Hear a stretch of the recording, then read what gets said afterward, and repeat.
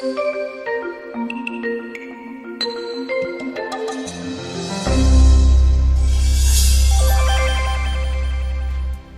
been using the Cube Thinker i35 for about 2 weeks now, and I've been so impressed with it that I've made it my daily driver. Hi, my name's Andrew, and this is the AMDtech review of the Cube Thinker i35. Right off the bat, you're getting a premium all-metal build, its beautiful Surface Book display, a fanless Core M3 design, N-Trig pen support, and a fingerprint sensor. The Cube Thinker i35 comes in at about $650. I purchased my unit from the official Cube store on AliExpress, but I recommend getting it from stores like Banggood where you can get PayPal protection. What you get under the hood is the Intel Core M3 7Y30 Kaby Lake processor. It's a fanless design with 8GB of RAM and 256 gigs of SSD storage. It also sports a 10,000 mAh battery, and we'll talk more about battery life and charging times later in this review. But ladies and gentlemen, the star of this show is its stunning 13.5-inch display. It's the same display as the Surface Book with a resolution of 3000 by 2000. It's a 3:2 aspect ratio, and it gets extremely bright at more than 450 nits. Color accuracy is spot on at 100% sRGB, viewing angles are excellent, and this is a fully laminated display. There is no gap between the panel and the glass itself. Touch works really well, it's very responsive, and this has to be one of the best displays to come out of China, bar none. Picking up the Thinker i35 for the first time, you're going to be struck by just how well built this is made. Now, it's not the lightest laptop at 3.7 pounds, and it's certainly not the thinnest, but it definitely has the most premium feel of any Chinese laptop out there right now, rivaling even the Xiaomi Mi Notebook Air, another premium offering from China. It sports a 180-degree hinge, which allows you to lay the screen flat as you see here. It doesn't have a 360-degree hinge, or more of a yoga-style device, which is kind of surprising, especially with the pen support and the touch screen. But what it does have is an excellent fingerprint sensor that registered my finger every time I used it. It's Windows Hello compatible, and it works really well. And it supports N-Trig pen technology. That means you can use the Surface Pen just like you can on the Surface Book. And of course, this version of the Surface Pen has 1024 levels of pressure sensitivity. Palm rejection was spot on, and digital artists and digital note takers will certainly appreciate this added benefit of being able to draw and take notes on this laptop, although there is going to be screen wobble based on this design. I think Cube made a design flaw on this by not making it a yoga-style 360-degree hinge on this device. But nonetheless, you still get the same Bluetooth functionality as you would on the Surface Book and the Surface Pro 4. A press and hold activates Cortana, or a quick press activates OneNote, and it is customizable to the applications that you would want. Let me know in the comment section below if you want me to do a more in-depth look at the Surface Pen with this device. And I do have a Surface laptop on order, and I will have it on June 15th when it is released. Let me know if you want me to do a comparison video with the Cube Thinker i35. As far as ports are concerned, here's what you get. On the left side of the device, you get a USB 3.0, and it's a Type A, and you get your DC in. That's where the barrel pin connector will connect to charge this device. It's 12 volts, 3 amps, and next to that is a USB Type C. It supports data, charge, and video out. On the other side of the device, you have your 3.5mm headset jack. It worked well with no interference, and you also have another USB 3.0 Type A.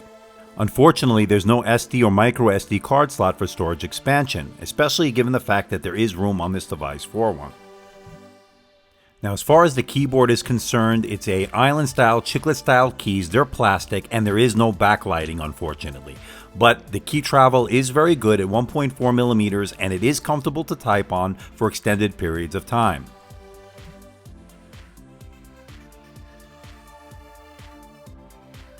Now, as far as the touchpad, it uses the Precision Touchpad technology. It does support Windows 10 gestures. 2-finger scrolling was a pleasure. I think this is one of the better touchpads on a Chinese device, rivaling that of the Xiaomi Mi Notebook Air, another very good offering as well. As far as performance is concerned, the Cube Thinker i35 did a 6120 on the multi-core score of the Geekbench 4 test. It's a little bit less than the Core i5 version of the Mi Notebook Air. which is pretty impressive considering the fact that this has a fanless Core M3 processor, not a more powerful Core i5 that the Mi Notebook Air has. But it certainly did better than the 12-inch MacBook 2016 edition, as well as not doing quite as good, but pretty close to the Apple MacBook Pro 13-inch 2016 edition. That's pretty impressive. Its built-in graphics did 16,833 on the Geekbench 4 test. Now, it did come with the Windows 10 Chinese language version edition, and I was able to wipe it clean and install the Windows 10 Pro English version, and it still hasn't asked me for a new key, and so far, so good. And just so you know, I used the Windows Media Creation tool to do that clean install. Windows downloaded the appropriate drivers, and the only one I needed to download separately was the Elan driver for the fingerprint sensor. Chris over Tech Tablets did a driver dump. I'll put the link below for more information. And as I stated earlier, it has 8 GB of DDR3 memory, and it also has a 256 GB SSD drive, but I don't know which manufacturer makes it. But on the Crystal Disk Smart test, it did a 422.5 on the read and a 484.3 on the write. These are pretty good SATA 3 scores. Now, it does have Bluetooth 4.0, and it does support dual band wireless AC, but I wasn't getting the highest speeds, and I'm not sure if that's more to do with my Cox Communications connection rather than the Intel wireless AC that it's using. Now, there are no speaker grills on this unit, but the sound does emanate from above the keyboard. Let's take a look and a listen to hear them in action.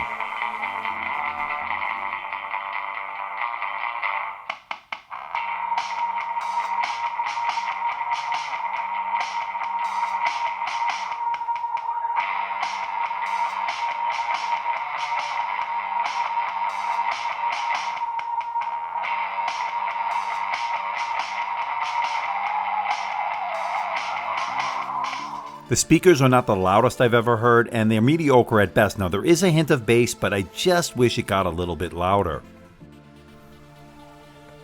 The Cube Thinker i35 sports a 2-megapixel webcam, shoots 720p 30 frames per second.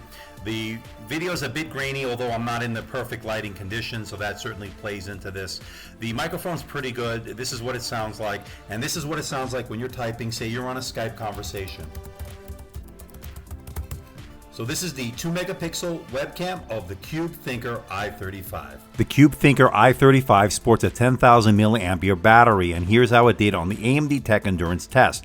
If you're going to do YouTube, Netflix, some light Photoshop, some light gaming, and some web browsing, you're going to get about 5.5 to 6.5 hours at most. But if you turn the brightness down and you're not doing intensive tasks, you probably can stretch it to about 7.5 hours at most. Now, as far as charging is concerned, it took about 2 hours and 45 minutes to go from 5% all the way to 100% with this device. Charging was pretty good on this device, especially when I was able to use other Type-C chargers. Even my 15-inch MacBook Pro's charger worked well with this. So, at the end of the day, can I recommend the Cube Thinker i35? Is it worth your hard-earned money? And the answer is absolutely. This is one of the best laptops out of China. Here's what I like.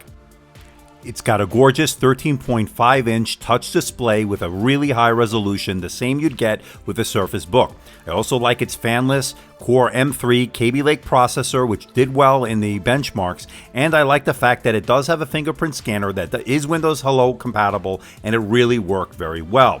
I also like the fact that it has wireless AC, it has USB Type-C 3.1 that supports charge, data, and video out, and I also love its premium all-metal build. And as with any device, there are going to be things that need improvement. Here's what I don't like. First, I'm not crazy about its average battery life. You're going to get anywhere from 5.5 to 6 hours or 6.5 hours at most under normal usage. And it can run hot, so if you're going to do some gaming, please keep that in mind. The speakers are mediocre at best. I wish they got a little bit louder, had a little bit more bass. There is no micro SD or regular SD card slot, even though I think they had the space to put one in. And there should have been a 360-degree hinge, which would have made more sense, especially with the fact that it has the N-Trig pen support and the touch display. But with those few negatives aside, I have to say this checks all the boxes you'd want in a premium laptop. You got the great screen, you got the pen support, you got the great build quality, and you get the overall great design. Coming together, making this the AMDtech Editor's Choice for the premium laptop category out of China, making this worth your money. So what do you think about the Cube Thinker i35? I think it checks all the boxes that you'd want in a premium laptop. It's got that beautiful Surface Book display, it's got the pen support, it's got the great build quality, it's got the good keyboard. I just wish the speakers were a little bit better, and I really think this is a winner. It's now become my daily driver, so that speaks volumes. But I'm curious to know what you think. Leave a comment in the comment section below. You could pick one up for about $650, and I do have a Surface laptop on order. I will be getting that in soon, so once I do, I will be doing an unboxing and a review of that. This is a very similar device, and I'm starting to think that this is certainly a better option than the entry-level Surface laptop. But again, I want to know what you think. Leave a comment in the comment section below. Let me know if you want to see a comparison between those two. So please hit the like button, please subscribe, please share this video. Don't forget to leave a comment in that comment section below. Let me know how I'm doing. Let me know if there's a device or something out there you think I should review. I'll do my best to try to make that happen. Don't forget to check us out on Facebook, on Twitter, and on Instagram, and our website, AMDtechreviews.com. So until next time, this is Andrew from AMDtech. See ya.